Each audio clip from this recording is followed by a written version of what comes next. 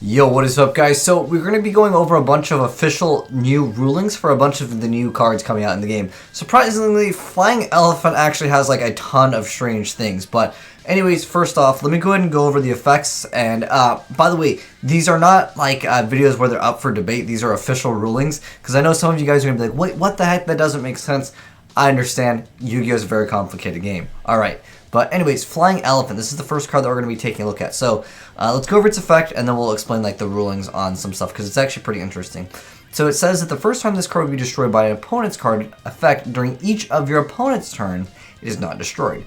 During the end phase, if this effect was applied this turn and not negated, apply this effect to it during your next turn. And that effect is when this card inflicts battle damage to your opponent by a direct attack, you win the duel. Now, it's not the easiest thing to get off, but I'm going to link this full thing down below. There are other rulings here, but I just wanted to go over what I consider like the important ones, or the ones that I found to be like more relevant. But anyways, so this is actually really interesting, again, with Flying Elephant. So this is the scenario.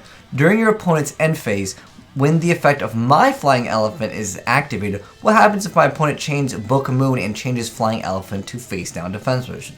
In this scenario, if Book of Moon is changed to the effect of Flying Elephant and changes it to face down defense position, the effect is applied normally. Therefore, if you flip summon Flying Elephant during your following turn and inflict battle damage to your opponent with it by a direct attack, you actually win the duel. But this is where it gets confusing. The other scenario over here is, during my opponent's end phase, the effect of Flying Elephant activates and resolves.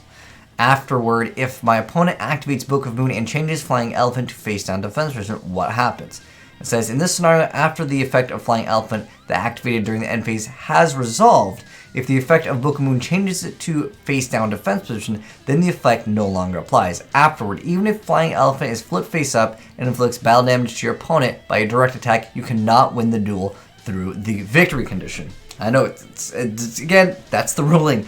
The next thing I wanted to briefly mention was with Skill Drain. So basically, if you activate the effect and you get the effect of the end phase of the Flying Elephant's effect, which would be during the next turn. So basically, we have the effect during the end phase. We're going to apply that effect for it to be able to inflict battle damage during the next turn.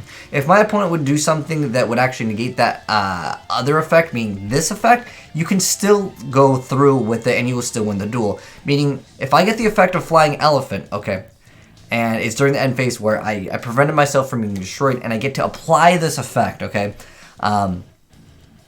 during your next turn, okay, even if my opponent uses something like Skill Drain right here, which would negate the effects of all face-up monsters, I still can win the duel. I know it's complex, but that's the way it's ruled, guys. It's weird, but again, I'm here to give you the rulings and not exactly argue with you guys on that. I know it's strange. All right, next up though, we got another one of those fairy tale cards. Okay, so this is Hexe Trude. Her effect is, if Golden Castle of Stormbreak is on the field zone, you can normal summon this card without tributing. But we're really here for the other effect. Once per turn, if Golden Castle of Stormbreak is on the field zone, you get to target one card in the field and destroy it. If you do, this card can make up to 2 attacks on monsters during each battle phase this turn. Now the question was, can you actually destroy your own Golden Castle? Or if Golden Castle is destroyed after you apply the effect to actually destroy a card, can you actually get this other effect of actually being able to make up to 2 attacks on monsters during each battle phase? And the answer is surprisingly yes. So as long as you fulfilled that destruction requirement, even if Golden Castle no longer exists, whether you destroy it or your opponent's activating something else to destroy it, you still get that effect to actually attack twice. But it gets more strange. When this card destroys an opponent's monster by battle, you get to target one face-up monster you control. It gains 400 attack. Even if something was to negate Hexe Trude's effect, you still actually gain that boost of attack.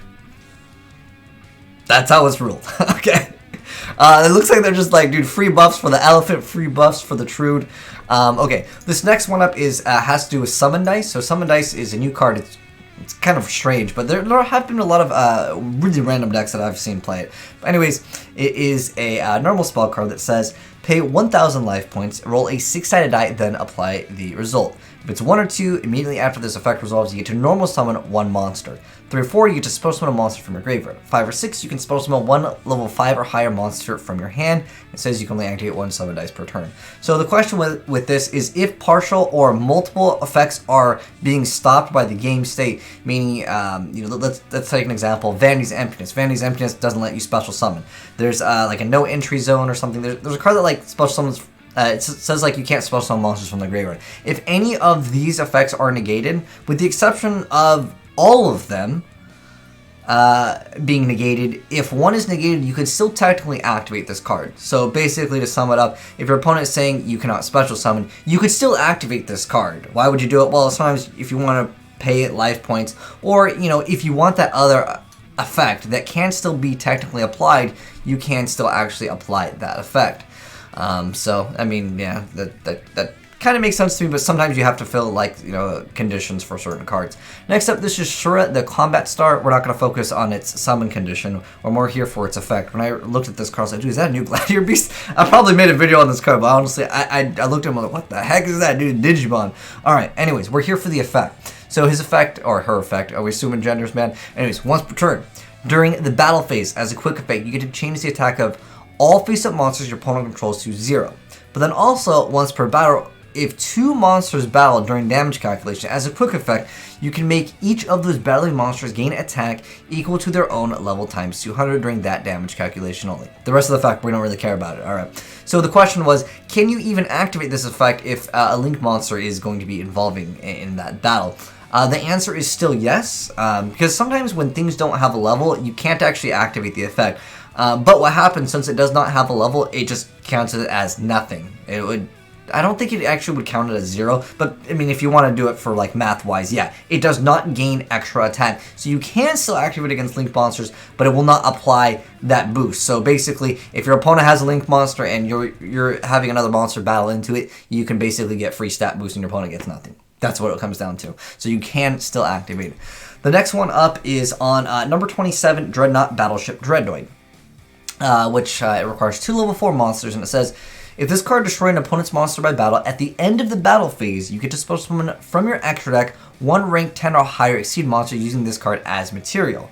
It's treated as Exceed summon. Transfer this card's materials to the summon monsters. You can only use this effect of number 27 Dreadnought Battleship once per turn. And then also, if this card you control would be destroyed by battle by a card effect, you detach 1 material from it instead. So the ruling for this card, as far as it having 0 attachments, which means you would not be able to protect this card, what happens if you would crash a monster? Would you actually get this effect and then be able to still attach it as material or any other bonus attachments? Now, there are certain cards in this game where if you crash them and they destroy a monster, you actually still get another thing out, which is actually interesting. But because this card has to actually remain there at the end, it does have to remain there. So basically, if there's 2 monsters with 2200 and they crash into each other, oh gosh, Battleship's crashing, okay. But anyways, like I said, you will not get the effect of this. I think it's Full-Helm Knight is one of the cards where if you crash, you still get the effect of like special summoning a monster. There are certain exceptions in this game, but this card does need to be remaining on the field to activate the effect. The next one up is a condition of Layer of Darkness, which turns everything to dark, or technically anything that would turn something to dark, but we're really here for the first effect over here, where it says all face-up monsters become dark, then once per turn it has another effect, but we're not going over the ruling for that effect. We're really here for this card over here. So this is Triggering Worm, another new card. So it says, if this card is sent to the graveyard as material for the link summon of a dark monster, you can special summon this card to a zone that link monster points to in attack position, but it cannot be used as link material. If this card is destroyed or banished by a link monster, you get to draw 1 card. You can only use each effect of it once per turn. I didn't even know about this card. But anyways, what's interesting with this card, as well as, again, it doesn't have to be Layer of Darkness that turns things into dark. But I didn't know that this would actually be ruled like this, because I thought it would have to be inherently like in the monster's attribute. But if you use this card as material, and you summon anything that is not a dark, like it could be light, fire, water, earth, wind, it doesn't matter. If something on the field, like Layer of Darkness, DNA transplant or surgery, what is it? Is it DNA transplant or surgery? DNA, it's the one that changes the attribute. DNA transplant, okay, that's the one we want. But right, genetic transplant. It's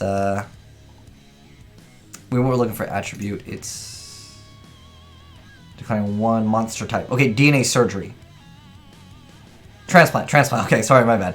Attribute is transplant. Okay, so if you were to activate anything that would change it, you can still summon this, which, again, I thought was interesting because I thought there's probably a lot of cards like this in this game that need to have a specific, like, if you use this and it summons a earth, fire, you get, like, this bonus effect. I was unaware of that it would still work if you changed it. That was just interesting. Layer of Darkness has, like, 20,000 pages on, like, rulings on it. But those are the rulings. There are some more if you guys want to read like the full thing. A lot of them I found to be like something that we would probably already know, or I would consider very, very, very, very, very, very, very obscure. That it wouldn't really happen. But if you guys want the full link to a bunch of the new rulings on a bunch of the new cards coming out in the game. But I was really surprised by the flying elephant ones, man. Like, let me know if you guys are like really confused on any of these rulings, because like I said, with flying elephant, that one with the whole like Book of Moon, it can get pretty confusing, again, with the Hex Druid too. Interesting stuff how they are ruling it. Like, if Skill Drain is there, you still get that boost, even after its effect already applies, that is. But still, like, it's strange that it still keeps the boost. But that's how it's ruled, guys. Again, if you guys want all of the, like, sources, they have them all there as well. But anyways, hopefully this video helped you guys out with some new rulings, because I understand Yu-Gi-Oh! Is a very complex game. But anyways, if you enjoyed the video, drop a like on it, and if you're new to the channel, hit the subscribe button to be updated on the latest new Yu-Gi-Oh! Rulings. Oh, by the way, for any of you guys saying that there's a new rule about the whole time limit, I need to make a dedicated video towards that. That's a very, like, important thing, and I want to talk more about it. But anyways, thanks for watching, guys, and I'm signing out.